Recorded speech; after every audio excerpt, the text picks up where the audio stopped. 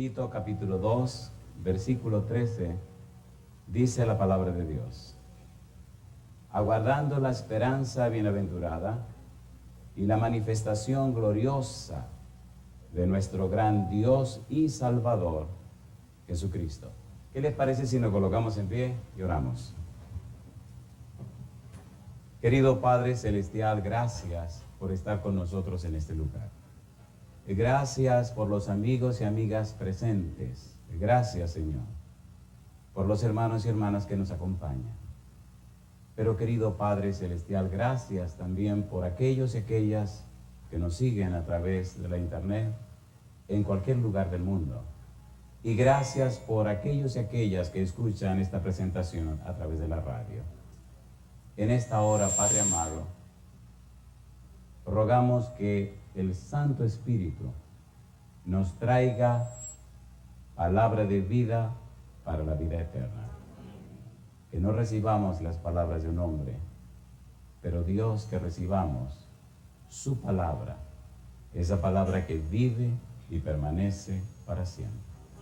Habilítenos, capacítenos, prepárenos para entender y comprender su verdad, y que esa verdad se integre a nuestra vida y nos cambie y nos transforme y nos haga personas bienaventuradas que esperan el pronto regreso de Jesús. Guíenos, Dios, y háblenos en esta hora. Lo pedimos en el nombre de Jesús. Amén. Hay un título general que se le ha puesto a esta semana. El título es Firmes en la bendita esperanza. En el versículo 13 del libro de Tito aparece una frase, y la frase es esperanza bienaventurada. Los teólogos, los exégetas bíblicos saben que la frase esperanza bienaventurada se refiere a la segunda venida. Y ellos también saben que es una esperanza bendita, una esperanza feliz, una esperanza bienaventurada, porque con ella se acaba el dolor, el sufrimiento, la angustia, la ansiedad, y el pecado desaparece para siempre. Pero hasta que eso ocurra, en la tierra hay personas que son llamados bienaventurados. La misma palabra que se traduce bendita esperanza es la misma palabra que Jesús usa para hablar de los que son cristianos en la tierra. La palabra bienaventurado, bienaventurada, la palabra Macarios aparece en el Evangelio según San Mateo de una manera muy enfática en lo que se conoce como el Sermón de la Montaña. Y en el libro de Apocalipsis, al final de la historia de la Biblia, aparece la palabra otra vez en un contexto interesante que se refiere a la segunda venida.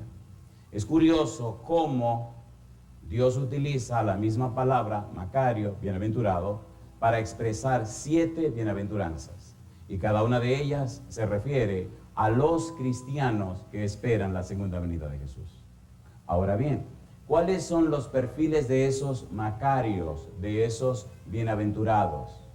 ¿Cómo podemos identificarlos? ¿Y por qué para Jesús es tan importante esa palabra? Antes de entrar en esos detalles, creo que es conveniente hacer un breve repaso de lo que ya hemos visto, por amor a los que no vinieron. ¿Estamos de acuerdo? ¿Estamos de acuerdo? ¿Sí o no? Decíamos que la carta a Tito la escribió Pablo. Y la escribió cuando Tito estaba en una isla que se llama Creta. Pablo había llegado a esa isla a predicar el evangelio y llevó también a Tito. Y cuando Pablo sale de la isla, deja a Tito encargado de la iglesia o de las iglesias. Habían ciertas dificultades en la iglesia y Pablo escribe la carta con las recomendaciones para que Tito se encargara de trabajar con la iglesia. La carta tiene 3 capítulos. Y en esos 3 capítulos Pablo resume la situación que hay presente en el lugar. Capítulo número 1, Pablo le dice a Tito lo que debe hacer con los líderes, con los dirigentes de la iglesia, conocidos como ancianos u obispos. Hay 3 cosas que Tito debe tomar en cuenta. Número 1, la teología de esos ancianos. Número 2, el carácter de esos ancianos. Y número 3, la conducta de ellos. Por eso, en el capítulo 1, Pablo detalla, debes hacer estas cosas con ellos. Debe pasarle este examen. debe entrar en estos detalles.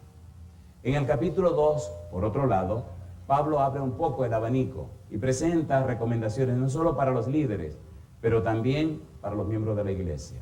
Habla para los ancianos u obispos, para las ancianas, para los jóvenes, para los siervos y para toda la iglesia en general. Y le da los detalles cómo debe trabajar con cada uno de ellos.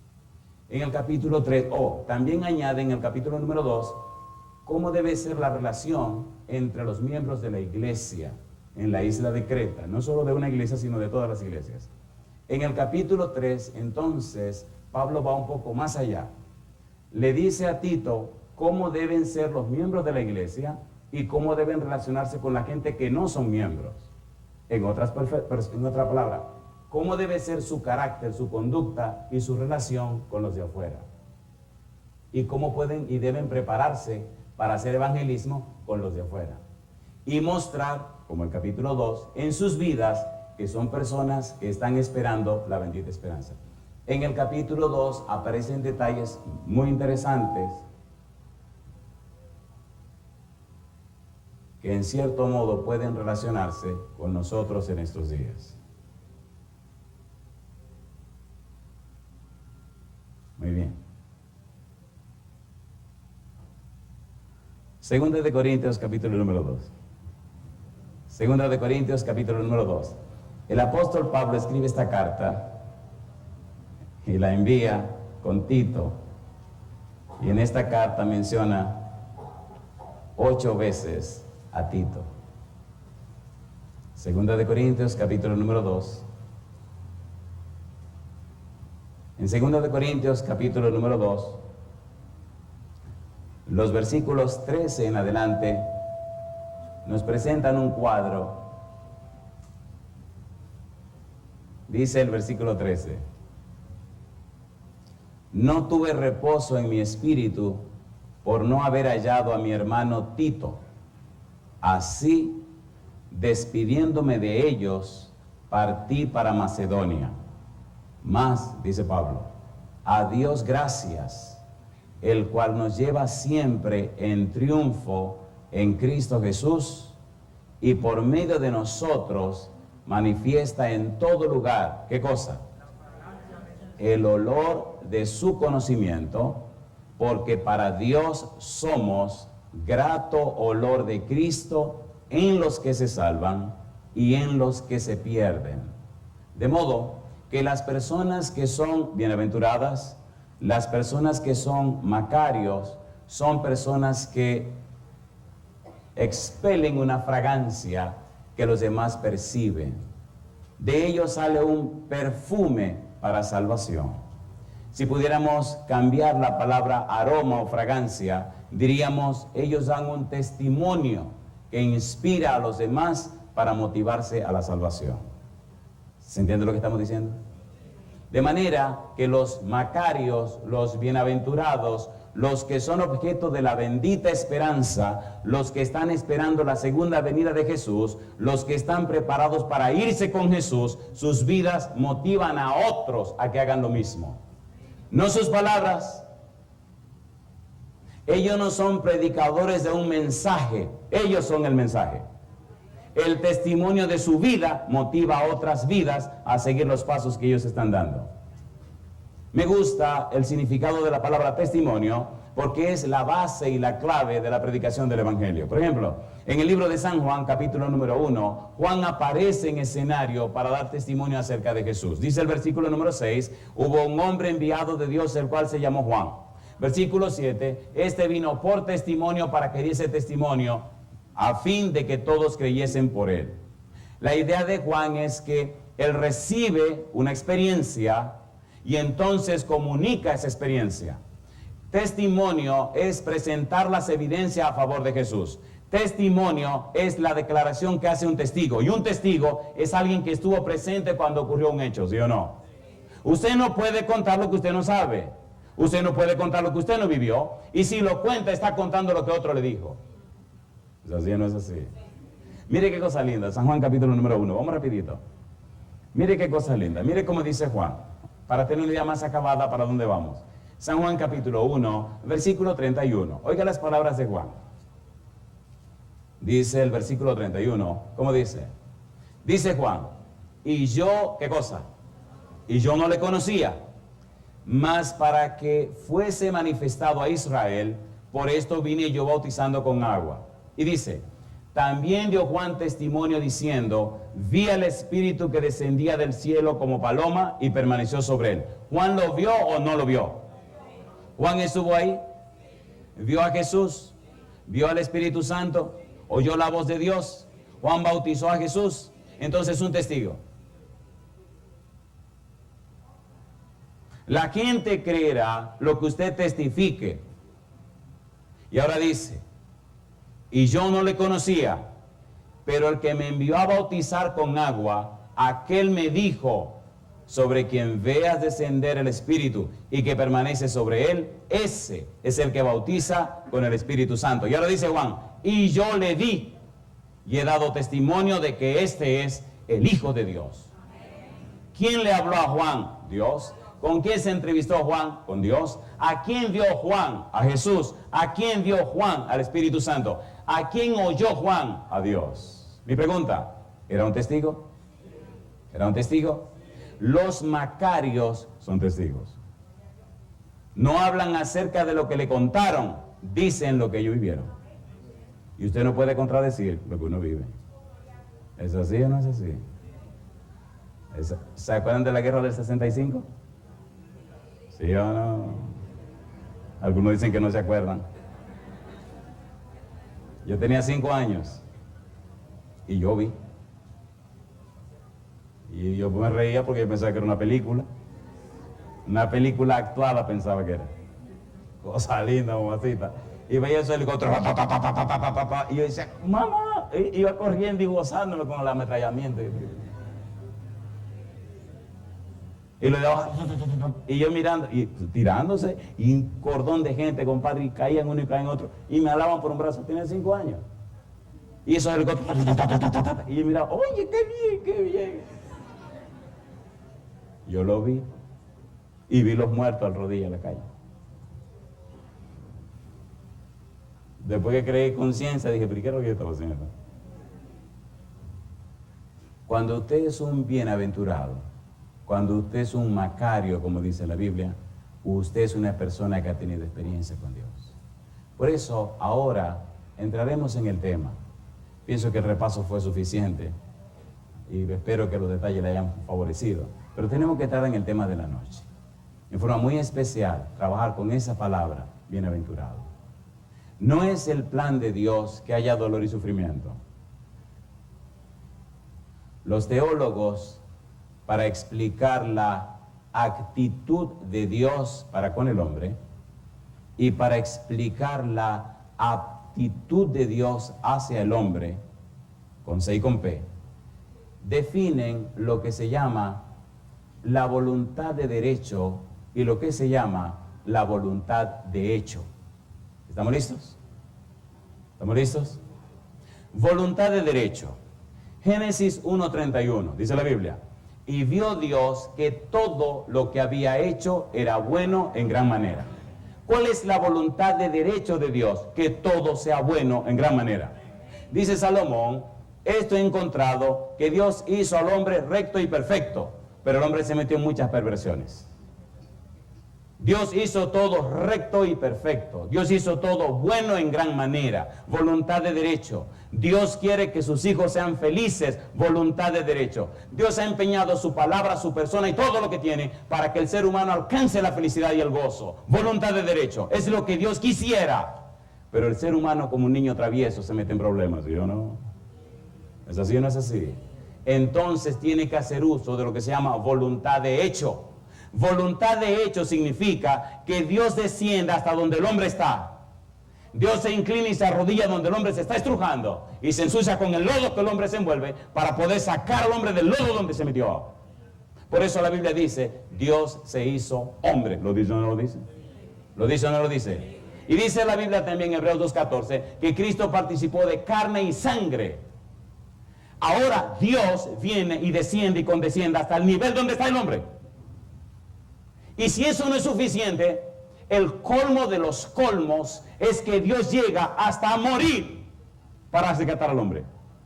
Y no cualquier muerte. Gálatas 3:13. Mira lo que dice la Biblia. Mira lo que dice la Biblia. Vamos rapidito. Yo digo, alabado sea el nombre de Dios. Nadie te ama como Dios. Gálatas 3:13, ¿qué dice el versículo 13? Cristo nos redimió, ¿de dónde? De la maldición de la ley, hecho por nosotros, ¿qué cosa? Maldición, porque está escrito, maldito todo el que es colgado en un madero. Murió como qué cosa? Como un maldito de Dios. ¿Hasta dónde te ama Dios? ¿Te ama o no te ama? ¿Qué dice Juan 3:16?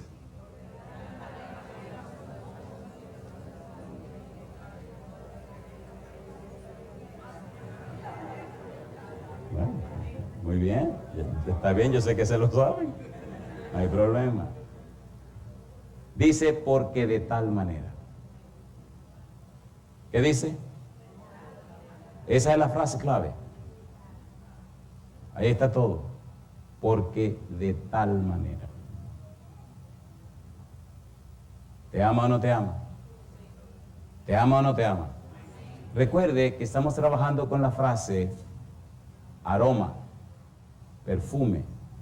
Somos grato aroma de Cristo en los que se salvan y en los que se pierden. Pues si Dios nos amó de tal manera, si Dios nos amó de tal forma, si Dios nos amó tanto, que ha llegado hasta donde llegó, mi pregunta, ¿deberíamos responder a ese amor con amor? ¿Sí o no? Dice el escritor, el apóstol, nosotros le amamos a Él porque Él nos amó primero. Ralph Waldo Emerson decía que todo amor es matemáticamente correspondido, pero tristemente a este sociólogo le falló el tiro, porque Dios ha amado de tal manera a la humanidad, pero la humanidad no ha amado de esa misma manera a Dios. ¿Sí o no? ¿Sí o no? Y todo el problema está en la mente humana. El ser humano que no ama a Dios como Dios merece ser amado es porque no lo conoce. Ni usted ni yo somos dignos de juzgar a ningún ser humano. No somos jueces de nadie, somos hermanos de todos. Y cuando las personas rechazan a Dios, lo rechazan porque no lo conocen. Si lo conocieran, no lo rechazarían. ¿Es así o no es así? ¿Es así o no es así? Sobre toda cosa guardada, guarda tu mente, porque de ella emana la vida. Dame, hijo mío, tu mente, y miren tus ojos por mis caminos. Todo el problema está ¿dónde? En la mente. Y ahí tenemos que trabajar.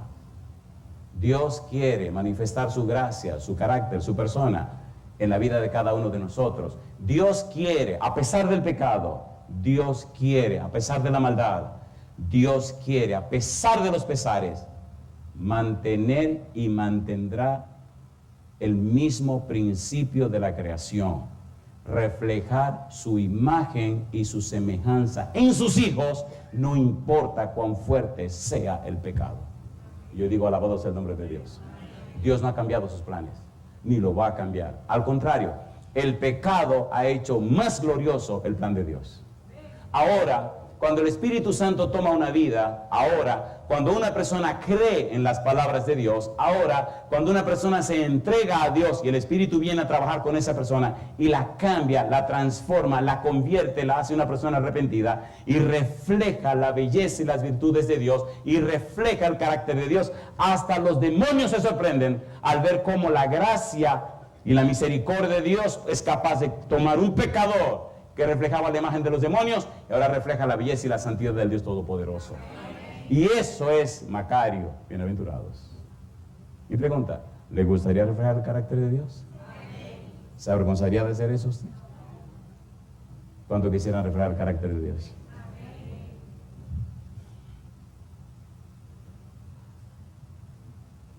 ¿Qué tú crees que pasaría en un hogar cuando papá refleja el carácter de Dios, cuando mamá refleja el carácter de Dios, cuando los hijos reflejan el carácter de Dios, y en ese ambiente humano y terrícola se refleja la gloria de Dios? ¿Cómo será ese hogar? Hay que vivir el cielo en la tierra. y continuar viviéndolo en el cielo. Por eso es tan importante esto de Macario.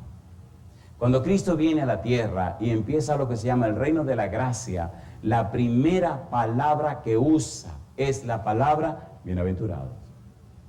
San Mateo capítulo número 5, vamos rapidito. Es bueno saber algunos detalles del Evangelio según San Mateo. Número 1, el Evangelio según San Mateo lo escribió el evangelista Mateo, quien era un cobrador de impuestos. ¿Se acuerdan de Mateo? Estaba trabajando detrás de su mesa, Cristo pasó y ¿qué cosa le dijo Cristo? Sígueme. ¿Qué hizo Mateo?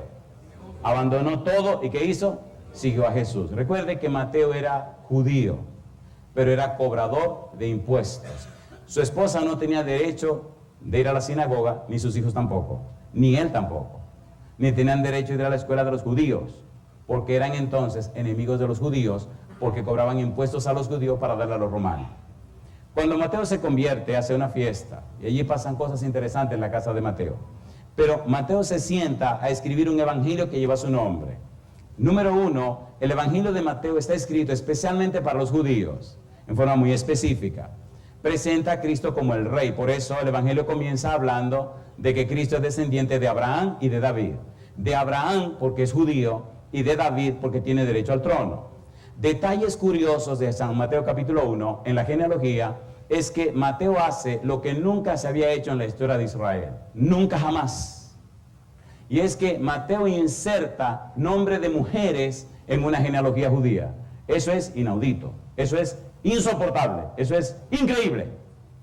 Lo curioso es que cuando usted estudia estas 5 mujeres, hay 4 de ellas que son de una reputación muy dudosa. Bueno, como que fui muy misericordioso, ¿verdad? La palabra Rahab, ¿le recuerda algo? En dominicana dirían una prostituta. Perdone ahora lo que voy a decir.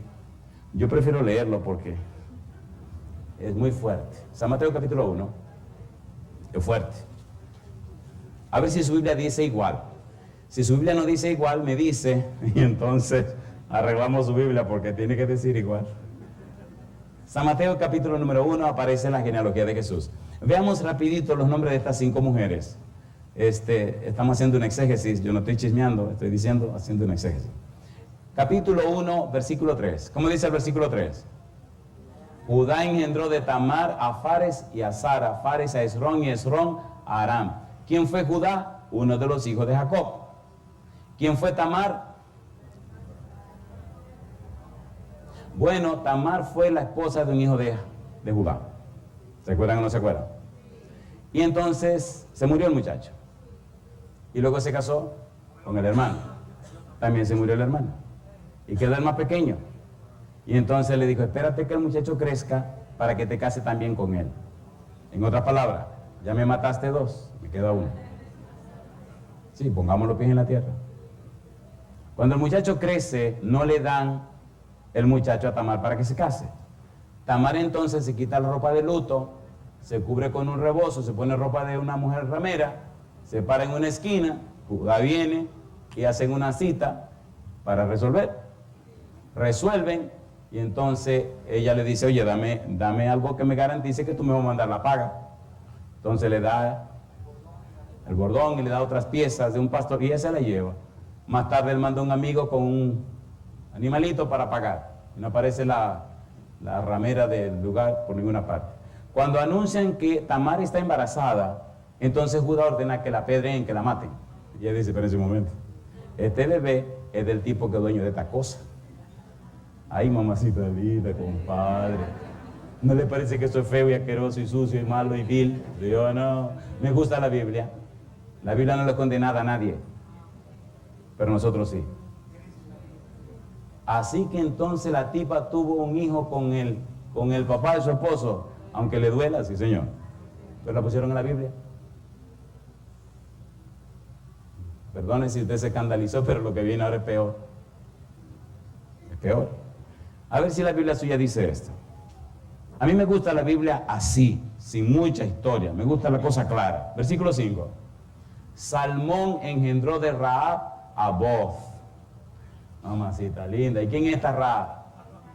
Pérez, no sea chismoso. Es una señora que vivía en Jericó. Y esa señora escondió 2 espías que mandó Josué. ¿Se acuerdan o no se acuerdan? Y estos 2 espías hicieron un trato con la mujer. Si tú no nos entregas, cuando conquistemos la ciudad, tú y tu familia deben estar aquí y le vamos a salvar. Lamentablemente, la señora tiene una profesión no muy decorosa. Cuando se conquistó Jericó, ella y su familia fueron rescatados y asimilados en el pueblo de Israel. ¿Se entiende o no se entiende? Y bueno, aunque usted no lo crea, ella es parte de la familia de Jesucristo. Lo peor que usted diría es que decir que su tatarabuela fue una prostituta.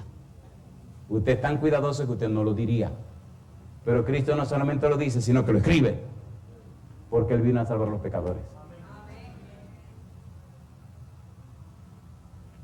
Me alegro que ustedes están tranquilos.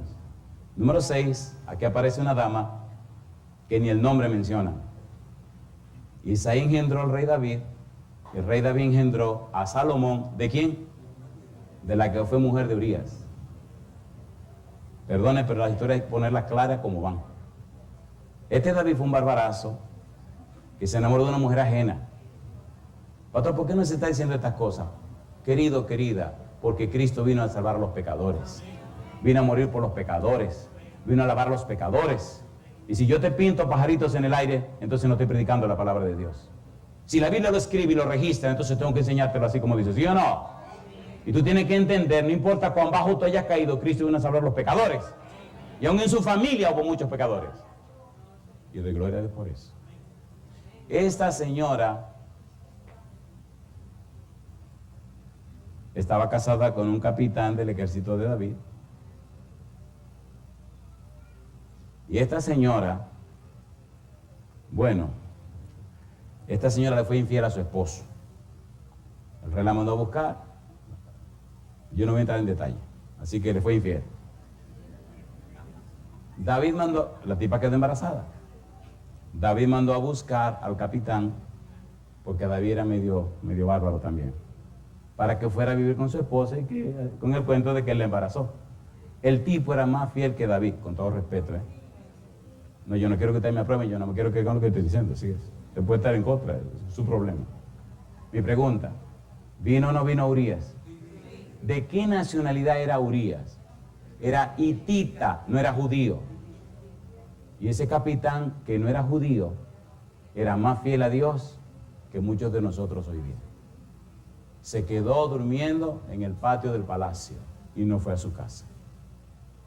David lo emborrachó a ver si borracho iba a su casa y no fue. Finalmente,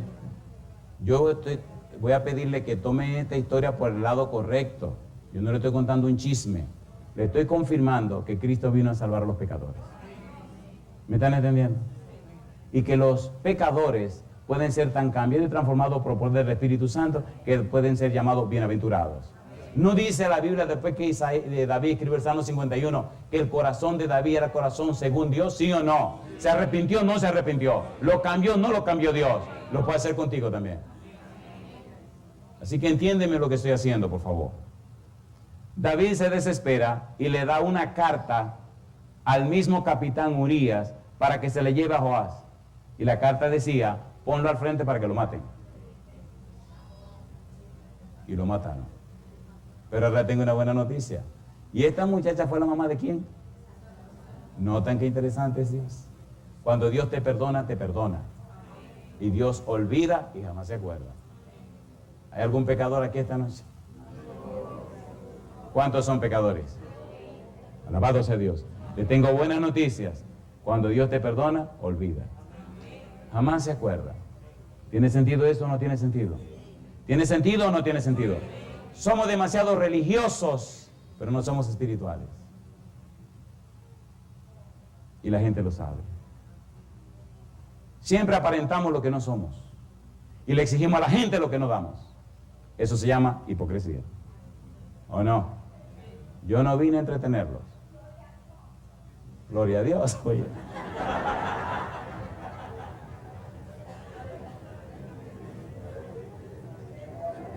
Se emocionó la hermana, ¿verdad? Muy bien. Yo no le quiero dar duro a nadie, hermana. Muy bien. Hay una dama. Gloria a Dios por esta dama. Gloria a Dios por esta dama. Hace unas semanas atrás en Houston, en Filadelfia, presenté un tema, el Día de las Madres. El Día de las Madres en Estados Unidos es el segundo domingo. Pues ese sábado presenté un sermón acerca de María. Y fue algo tan hermoso. Es inspiradora la historia de María, ¿o no? ¿Sí o no? Entre estas mujeres, ella brilla por su pureza, su dedicación y su santidad. 5 mujeres en la genealogía de Jesús, cuando jamás debía aparecer una mujer en la genealogía de nadie. Aquí ponen 5. ¿Por qué coloca Mateo estas personas y estas 4 mujeres con esa reputación tan fea? Miren lo que dice la Biblia en San Mateo capítulo número 1. A ver si la Biblia suya dice esto. Dice el versículo 21, ¿cómo? Y dará a luz un hijo, ¿y qué cosa? Llamará su nombre Jesús, ¿por qué? Porque él salvará a su pueblo de sus pecados. Todo esto aconteció para que se cumpliese lo dicho por el Señor por medio del profeta cuando dijo, ¿qué cosa? Y que una virgen concebirá y dará a luz un hijo, llamará su nombre Emmanuel, que traducido es Dios con nosotros. ¿Te ama Dios? ¿Te ama Dios? ¿Se atrevió Dios a llegar al colmo de hacerse hombre, sí o no? ¿De nacer como un bebecito, sí o no? Entonces la pregunta para ti, ¿merece el acto de Dios conquistar tu corazón para que tú le ames a Él como Él te ama a ti, sí o no? Y ese es el punto. San Mateo capítulo 5, entonces llegamos a donde tenemos que llegar. Vamos rapidito. Cuando Cristo viene a la tierra, San Mateo presenta en su evangelio 3 fases de la vida de Jesús. La primera parte que presenta San Mateo en el capítulo 1, versículo 1 hasta el capítulo 3, versículo 16, presenta en toda esa sección lo que es o lo que se llama como el nacimiento de Jesús y la historia de su entrada o su llegada a la tierra. A partir del capítulo 3, capítulo 4, versículo 17, Mateo comienza a relatar el ministerio de Jesús hasta el capítulo 16, versículo 20. En toda esa sección presenta el ministerio de Jesús. Desde el capítulo número 16, versículo 21, hasta el final del libro presenta el sacrificio y muerte de Jesús. Pero en la parte de su ministerio, en el capítulo 4, versículo 17, Cristo comienza el ministerio diciendo, arrepentíos porque el reino de los cielos se ha acercado. Recuerde, la palabra clave es arrepentíos, la palabra clave es arrepentimiento. Los bienaventurados son personas arrepentidas. Los bienaventurados son personas que nacieron de nuevo. Los bienaventurados son personas templo del Espíritu Santo. Los bienaventurados son personas perdonadas, cambiadas y transformadas. Los bienaventurados son personas que reflejan la gloria de Dios y las virtudes de Cristo. Los bienaventurados son personas que participan de la naturaleza divina. Los bienaventurados son personas que tienen una nueva simiente. Los bienaventurados son personas que cuando usted las trata y se relaciona con ellos, están cimentados, están llenos, están fortalecidos con la palabra de Dios. Los bienaventurados no solo son religiosos, son personas espirituales. Los bienaventurados piensan con una mente espiritual y no con una mente carnal. Los bienaventurados son personas que sirven por amor a Dios y amor al prójimo. Los bienaventurados no tienen agenda oculta. Los bienaventurados no tienen doble vida. Por eso ahora, cuando Cristo comienza oficialmente el reino de la gracia, cuando Cristo viene a instaurar en la tierra su reino, empieza con la carta magna del reino, con la constitución del reino, y describe los perfiles de los miembros de su reino. Y los primeros perfiles que aparecen son los que anticipan o anteceden con la palabra bienaventurados. Se espera que todos los miembros del reino de Cristo sean bienaventurados. Y se espera que todos los miembros del reino de Cristo que son bienaventurados reflejen los perfiles, las características de los bienaventurados. Por eso él comienza la carta magna diciendo, así son la gente de mi reino. Mamacita linda. ¿Le parece si leemos esos perfiles? ¿Lo leemos o no lo leemos? ¿Se van a ofender si no están en el equipo? A ver, ¿se van a ofender? Pues entonces no lo leo, yo quiero que se ofenda. Porque cuando uno no se ofende, uno no reacciona. ¿Es así o no es así? La razón por la cual la vida cristiana se ha hecho ridícula en la tierra es porque los cristianos no reaccionan. Perdone, se han convertido en una vergüenza en el mundo. Tienen agendas ocultas, ¿sí o no? ¿Sí o no? Y a veces no se sabe la diferencia entre un cristiano y un no cristiano. ¿Sí o no? Mienten, engañan, falsean y hasta en los trabajos quieren hacer cosas sucias. Pero bueno, ¿qué es eso? Una señora me dice, ay, pastor, si supiera. Digo, que si sé qué cosa. Estoy siendo niño bíblico en el trabajo. Usted está robando, hermano. Usted es una ladrona. Voy a orar que la boten del trabajo. ¿Usted cree que es justo tomar el tiempo del trabajo para leer la Biblia?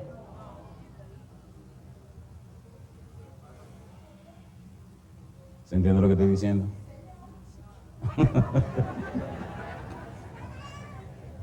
Miren, mejor sigamos con esto, que el tiempo aquí no se detiene. Vayamos a San Mateo, capítulo número 5. Bueno, tengo un fan ahí. Rosa chula, babacita.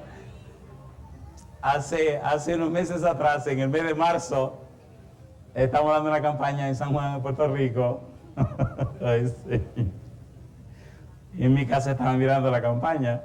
Y había un señor que mamacita linda, ese tipo tenía una emoción y cada vez que decía algo el tipo hablaba y se retumbaba el salón entero. Hablaba tan fuerte que mi familia oía por el micrófono mío, oía en mi casa. ¿Y qué iba a hacer con este hombre? Y le puso un ánimo al asunto que la gente cada vez que dice algo, todo el mundo... ¡Uf! Bendito sea Dios. Bendito sea Dios. San Mateo capítulo 5. Vamos a leer a partir del versículo 3 y veamos esos perfiles, esas características. Si no terminamos hoy, terminamos mañana. Dice el versículo 3, número 1, ponga cuidado. Oiga, ¿por qué no hacemos esto como un examencito? ¿Le parece bien? ¿Le parece bien?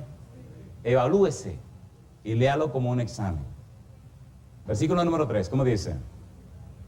Bienaventurados los pobres en espíritu, porque de ellos es el reino de los cielos. ¿Es usted un pobre en espíritu?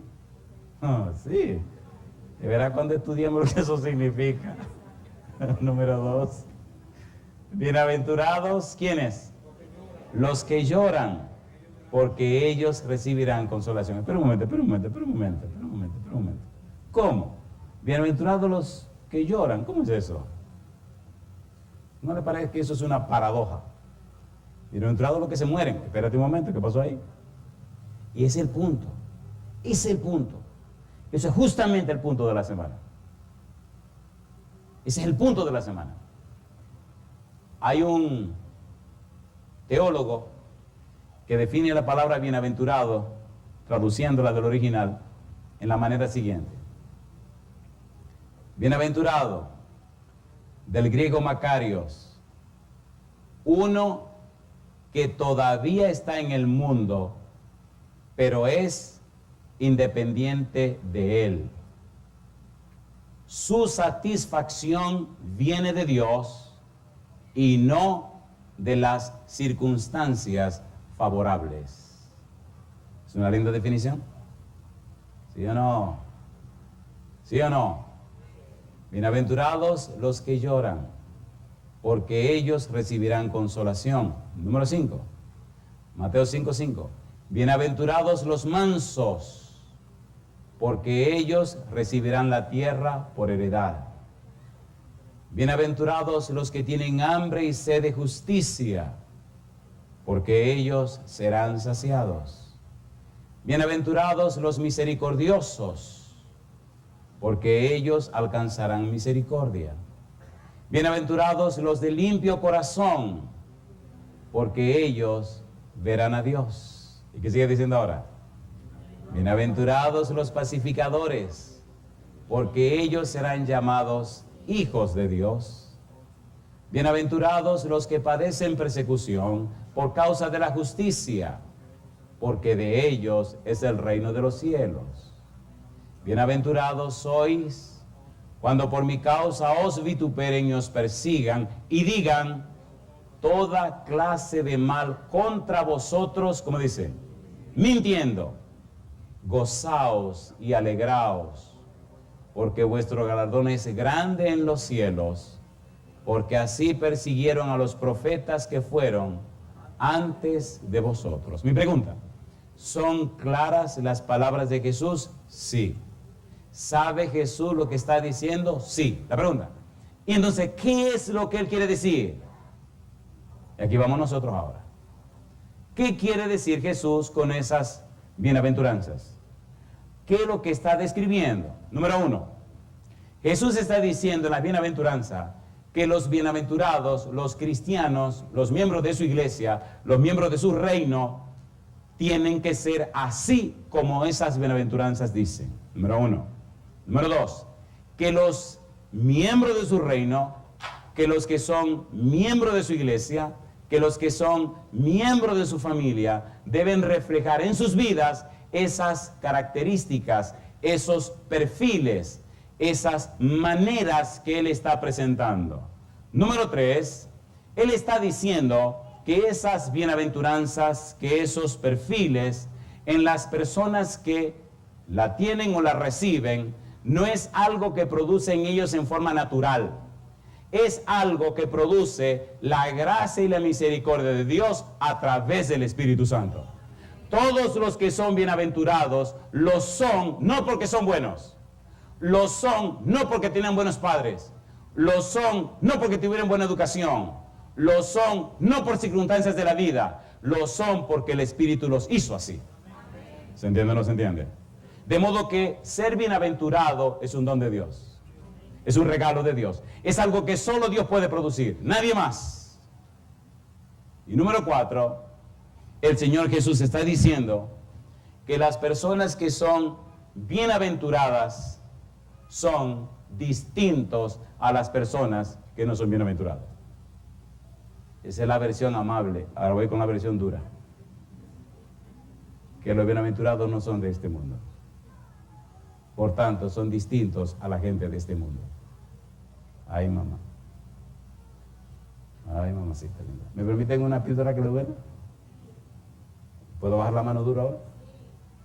¿Se nota mucha diferencia entre los cristianos y los que no lo son?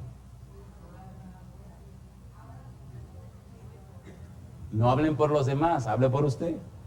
Si usted dice que ahora no, me está diciendo que usted está mal, no hay problema, yo no tengo problema con eso. ¿Me entiende? ¿Se entiende o no se entiende? ¿Se entiende o no se entiende?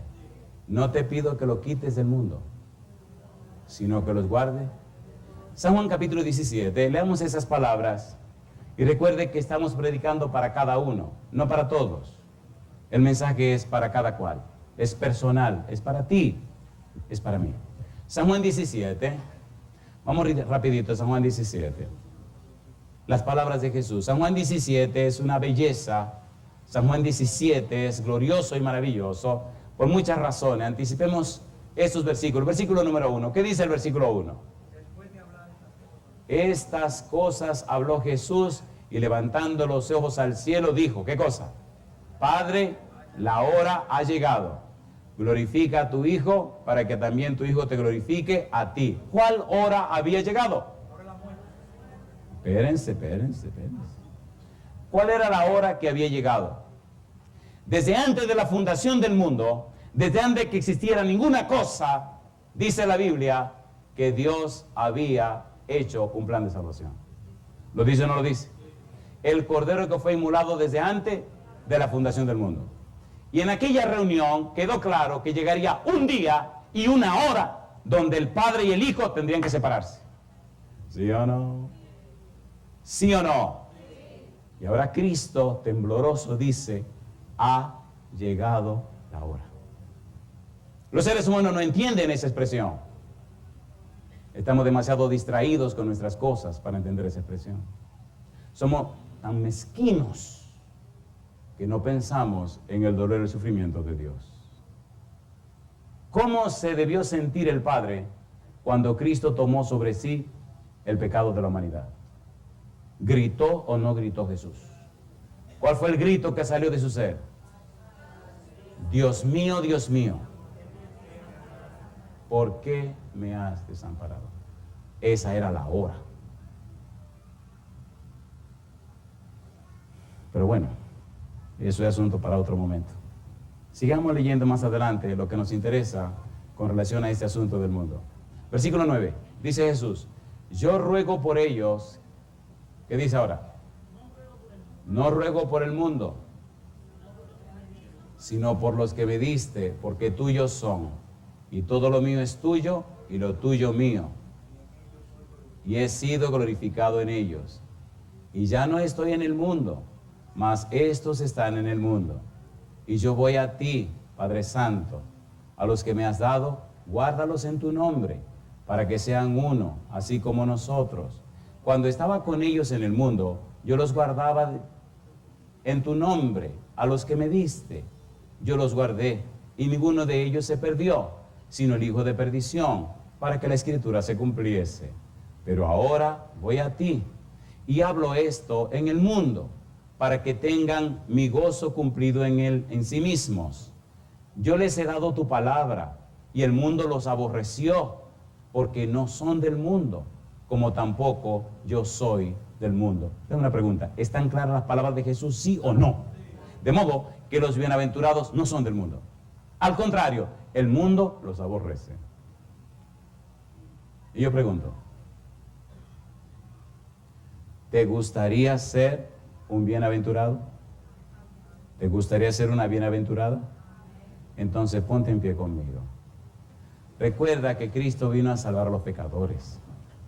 Y recuerda que ser bienaventurado o bienaventurada es algo que produce el Espíritu Santo.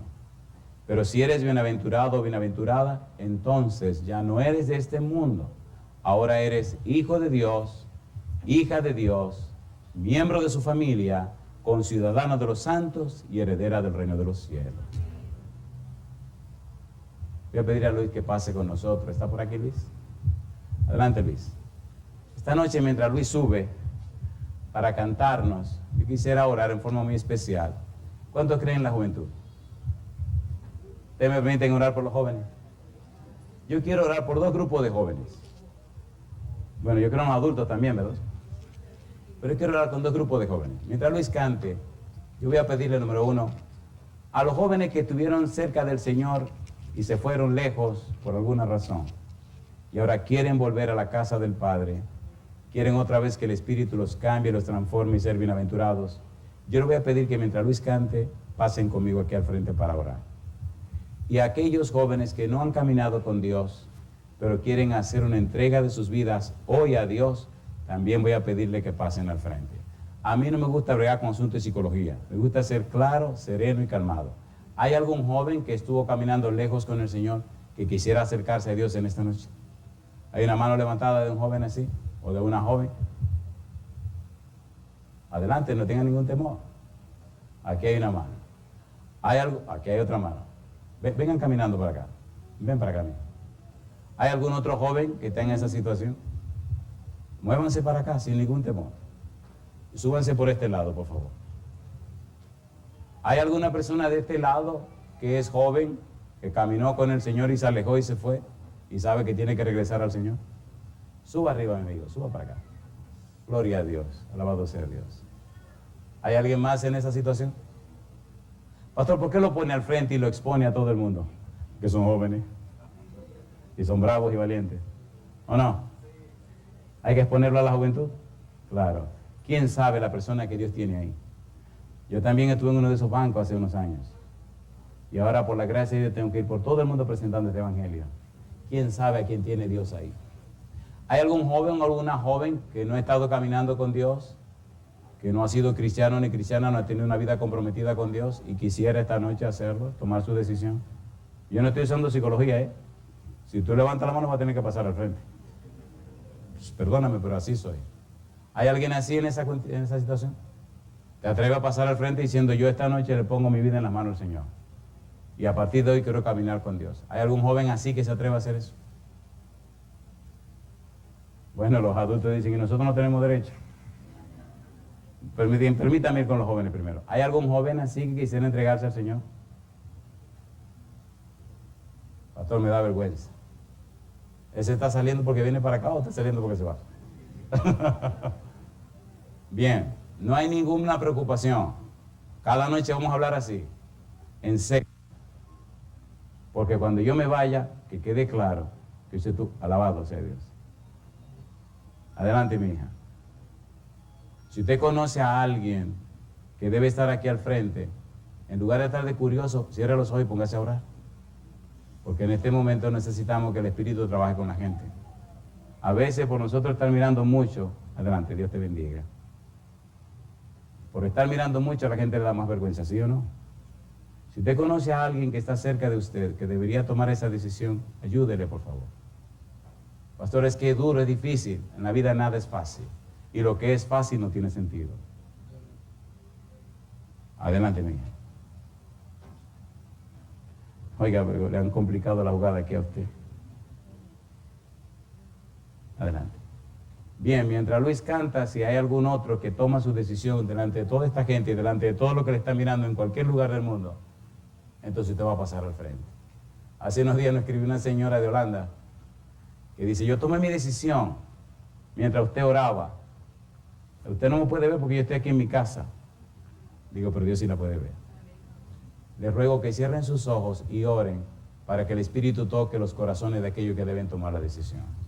No es un asunto de hombre, es un asunto de Dios. Adelante, Luis.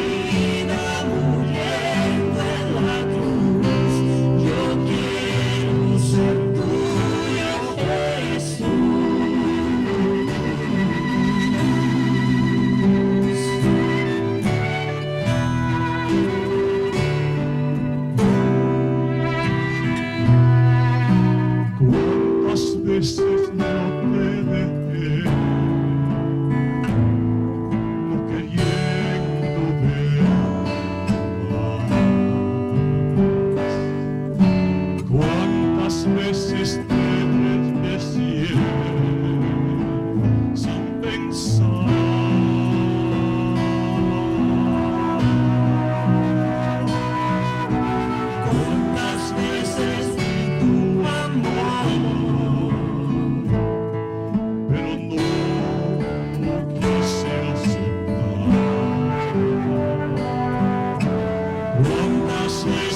mi buen Señor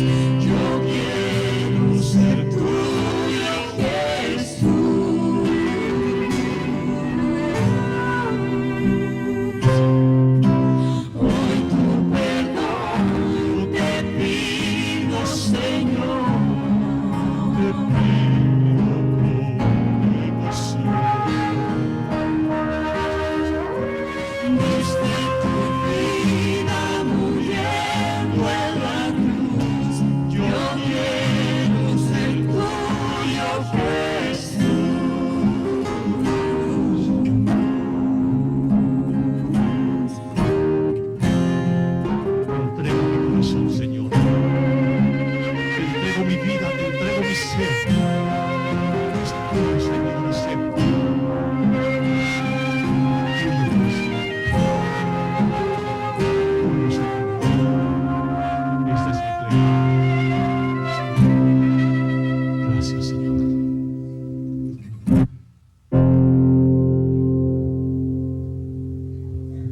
Si usted no es tan joven, pero esta noche quiere hacer la decisión también, levante su mano conmigo y oremos a nuestro Dios. Querido Padre Celestial, muchas gracias por la oportunidad de reunirnos en este lugar para estudiar su palabra. Y gracias por darnos a Jesús. Y gracias por el ministerio de los ángeles. Pero Señor, muchas gracias por la obra del Espíritu Santo. Y gracias por estos amigos y amigas que han pasado al frente, declarando públicamente, en forma abierta, no solo a esta iglesia, sino a todo el mundo, que ellos toman la decisión de entregarse en las manos de Jesucristo nuestro Señor. Por eso, Padre, como ministro del Evangelio, le ruego, únjalos y únjalas con el Espíritu Santo. Que desde hoy sus vidas sean templos del Santo Espíritu y sean cambiados y transformadas en hijos e hijas del Altísimo. Que desde hoy comience en ello un proceso de transformación a la semejanza de Cristo Jesús. Pedimos también por aquellos y aquellas, adultos y adultas, que hoy también, levantando su mano, hacen la decisión de entregarse en las manos de Jesús. Pero Padre, también rogamos por aquellos y aquellas que nos siguen en cualquier lugar del mundo en esta hora, por aquellas personas que escuchan este programa en cualquier radio, en cualquier estación, en cualquier lugar de la tierra, que esos que han tomado su decisión y levantan sus manos, que ellos también y ellas hoy sean ungidos con el Espíritu Santo. Y que nada ni nadie los aparte de usted, Señor. Dios querido, le aceptamos como nuestro Señor, nuestro Dios y nuestro dueño. Nos entregamos en sus manos y lo hacemos en el nombre santo y bendito de Jesús. Amén, Señor. Amén, Jesús. Que Dios le bendiga. Que Dios la bendiga, mi amiga.